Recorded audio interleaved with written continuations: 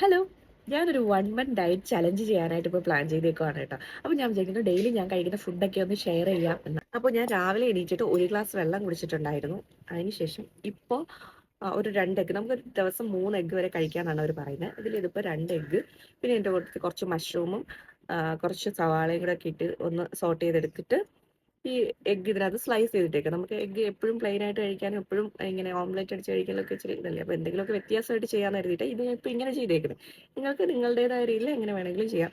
പിന്നെ നിങ്ങൾ diet chart ചെയ്യുമ്പോഴത്തേക്ക് ഒരു ഡയറ്റീഷ്യൻ്റെ കീഴിൽ പോയി അവർ പറയുന്നതനുസരിച്ച് ഞാൻ പിന്നെ എൻ്റെ ഹെൽത്ത് കണ്ടീഷനും എനിക്ക് എന്തെങ്കിലും അസുഖമുണ്ടോ, അങ്ങനെ എല്ലാ കാര്യങ്ങളും, ഷുഗർ ഉണ്ടോ, അങ്ങനെയുള്ള എല്ലാ കാര്യങ്ങളും നോക്കി ഇട്ടാണ് എനിക്കൊരു ഡയറ്റ് ചാർട്ട് അവർ തന്നത്. അപ്പോൾ നിങ്ങൾ തീർച്ചയായിട്ടും സ്വന്തമായിട്ട് ചെയ്യുന്നതിൽ നല്ലത് ഒരു ഡയറ്റീഷ്യനെ കണ്ടിട്ട് അവരുടെ അവരുടെ നിയന്ത്രണത്തിൽ ഒരെണ്ണം ചെയ്തിട്ട് പിന്നീട് നിങ്ങൾ അത് ഫോളോ ചെയ്ത് പോയി കഴിഞ്ഞ് കഴിഞ്ഞാൽ കുഴപ്പമില്ല.